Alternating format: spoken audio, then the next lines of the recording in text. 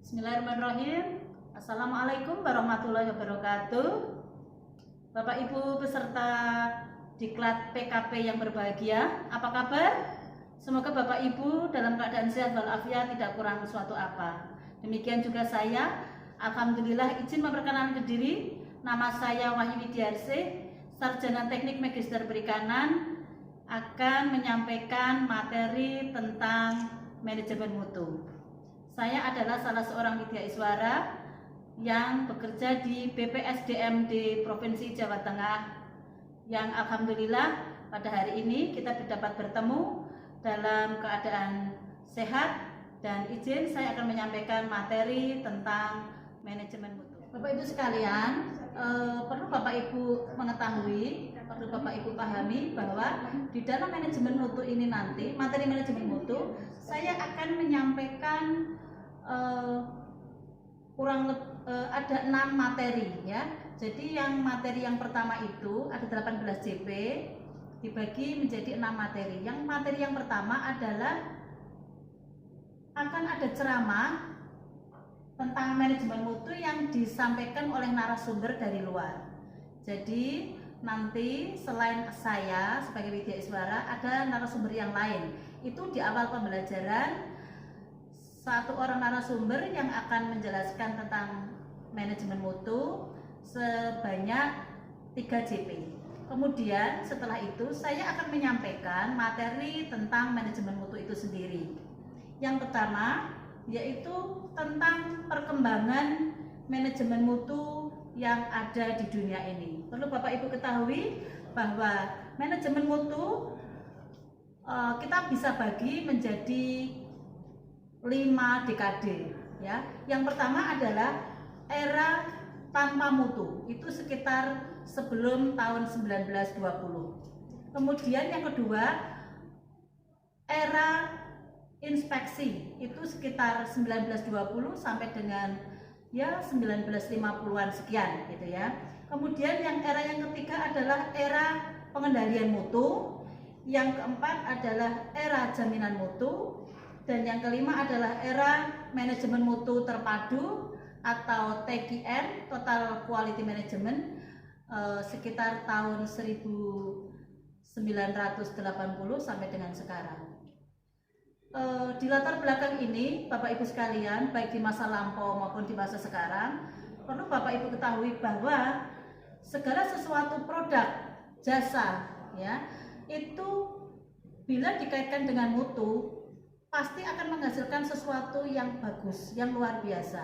Bapak Ibu tahu banyak peninggalan-peninggalan bersejarah masa lampau, ya, monumen-monumen yang ada di luar negeri maupun yang ada di dalam negeri di Indonesia ini, semua hal-hal yang monumental sifatnya yang bisa kita saksikan sampai dengan sekarang ini, baik peninggalan masa lampau maupun masa sekarang, pasti terkait dengan apa itu mutu. Barang bagus, berkualitas akan bisa dinikmati sampai dengan waktu yang relatif lebih lama dan bisa dipertanggungjawabkan. Bapak Ibu peserta PKP yang berbahagia, saya lanjutkan untuk materi yang ketiga, yaitu standar mutu ISO dan SNI. Bapak Ibu sekalian, di Indonesia ini ya, standar ISO sudah kita terapkan di beberapa produk di Indonesia ya. ISO ini kita adopsi dari luar negeri, seperti misalnya ISO 17025 terkait dengan manajemen mutu laboratorium. Kemudian ISO tentang 14001 itu tentang lingkungan, dan ISO 27001 itu terkait dengan materi keamanan informasi. Nah, kemudian juga ada materi tentang SNI. SNI singkatan dari Standar Nasional Indonesia.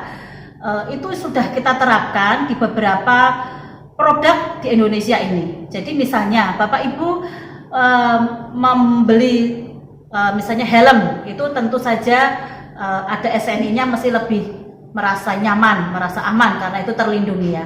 Bapak Ibu, sebelum saya menjelaskan yang lain, jadi di dalam saya penyampaian materi selama 18 JP. Mohon maaf selama 15 JP karena tadi sudah 3 JP untuk ceramah ya. Strategi saya yang akan saya sampaikan kepada menjenengan yaitu satu, saya akan menyampaikan materi ya. Jadi seperti ini in kelas ya. Kemudian di dalam saya menyampaikan materi ini, saya nanti juga akan menyampaikan terkait dengan materi kita. Saya akan menayangkan video atau film ya. Video yang akan saya pilih yaitu video tentang layanan publik yang terkait dengan manajemen mutu. Nah, pada kesempatan ini saya akan menyampaikan video tentang Bapak Jonan yang dulu beliau adalah seorang direktur KAI Indonesia ya. Perkereta apian Indonesia, di mana pada saat itu beliau mampu mengangkat citra ya dari perkereta apian Indonesia itu sekarang menjadi lebih bagus, lebih layannya jadi lebih bagus, kemudian menjadi sarana transportasi yang menjadi pilihan untuk masyarakat ya. Selanjutnya setelah dari menyaksikan film itu nanti, Bapak Ibu saya persilahkan untuk membentuk tim diskusi. Jadi di dalam kelas ini sekitar 30 ya ini pesertanya ya. Jadi nanti akan saya bagi menjadi 3 kelompok ya.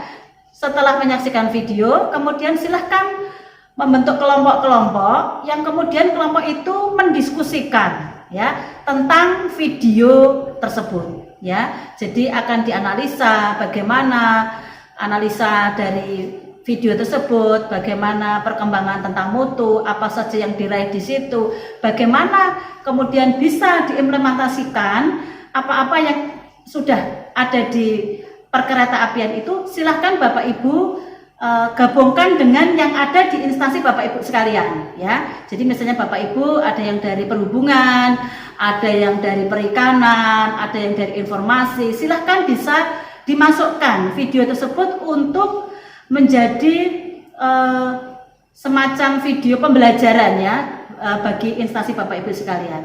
Kemudian setelah menyaksikan video, kemudian melakukan diskusi ya, silakan Bapak Ibu nanti mempresentasikan ya apa yang sudah Bapak Ibu sepakati di dalam satu grup itu. Silakan nanti ada 1 orang atau 2 orang untuk memberikan presentasi pertanggungjawaban atau presentasi apa yang sudah Bapak Ibu sepakati bersama dalam kelompok itu, dengan harapan kita semua bisa sambil belajar dari satu instansi ke instansi yang lain, sehingga fungsi dari manajemen mutu itu benar-benar bisa kita terapkan di dalam instansi kita masing-masing.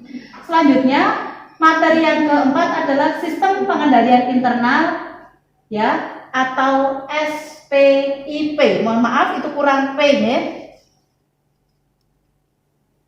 Sistem pengendalian internal pemerintah ya, kurang pemerintah itu ya.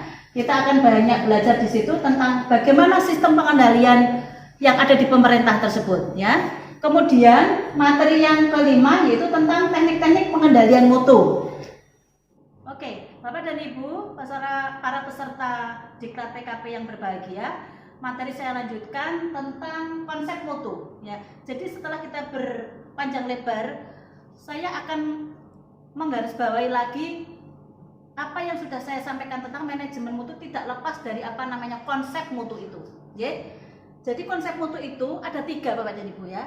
Bisa diperhatikan di sini dari layanan tayangan PowerPoint saya. Yang pertama kualitas ya. Jadi bicara mutu itu mesti bicara tentang kualitas.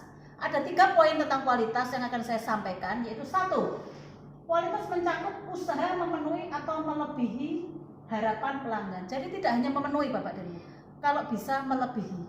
Jadi misalnya layanan itu 7, kalau bisa 8 nilainya ya. Itu poin yang pertama. Poin yang kedua, mencakup produk, tenaga kerja, proses dan lingkungan. Tidak lepas dari proses, tidak lepas dari lingkungan, tidak lepas dari tenaga kerja ya. Jadi untuk produk yang baik tentu butuh tenaga kerja yang tidak main-main, harus luar biasa. Oke, poin yang ketiga, terkait dengan kualitas merupakan kondisi yang selalu berubah. Bapak dan Ibu ingat bahwa kualitas, bahwa zaman itu tidak selalu stagnan. Perubahan itu selalu terjadi, menjadi yang lebih baik, makin baik, dan lebih baik lagi. Oke, Bapak dan Ibu sekalian, yang akan saya sampaikan selanjutnya adalah tentang 10 strategi pelaksanaan manajemen mutu terpadu. Apa itu 10 yang harus kita sepakati bersama dan kita perlu ketahui? Yang pertama adalah menyusun program. Yang penting program jangka panjang dan tentu saja jangka pendek dan juga jangka panjang ya, yang berbasis mutu. Poin yang kedua adalah membangun mindset dari pegawai itu ya. Poin yang ketiga adalah mengembangkan budaya kerja yang berorientasi pada mutu. Yang keempat, meningkatkan mutu proses. Yang kelima, membangun komitmen pegawai dalam jangka waktu yang panjang. Next. Selanjutnya, membangun kerjasama kolegial antar pegawai yang dilandasi dengan kepercayaan dan jujur. Ya, jadi jujur adalah bagian dari mutu juga. Ya. Poin yang ketujuh adalah fokus pada kegiatan yang akan kita kerjakan. Ya, yang berorientasi dari internal atau eksternal. Selanjutnya, poin ke-8, beradaptasi dengan tuntutan perubahan. Jadi zaman selalu berubah, tidak stagnan. Itu yang penting. Selanjutnya, menampilkan kinerja tanpa cacat atau zero defect. Ya, mudah-mudahan bisa ini kita laksanakan ya pelan-pelan. Selanjutnya yang terakhir adalah menjalankan fungsi pengawasan secara efektif untuk mengawal pelaksana program kerja. Bapak Ibu yang saya hormati, di akhir pembelajaran nanti saya akan menyampaikan beberapa evaluasi yang tentu saja evaluasi itu bisa berupa tanya jawab, bisa nanti berupa seperti post test ya, akan saya sampaikan kepada Bapak Ibu yang tujuannya akan menjadi pembelajaran bahwa sampai di mana, sejauh mana Bapak Ibu paham tentang materi manajemen mutu ini. Saya kira demikian Bapak dan Ibu apa yang bisa saya sampaikan. Mudah-mudahan materi yang saya berikan ini bisa memberikan manfaat bagi Bapak Ibu semuanya, dan saya sekali lagi mohon maaf apabila di dalam penyampaian saya ada tutur kata yang kurang berkenan. Sekali lagi mohon maaf dan Assalamualaikum warahmatullahi wabarakatuh. Salam sehat untuk kita semua dan salam kompetensi.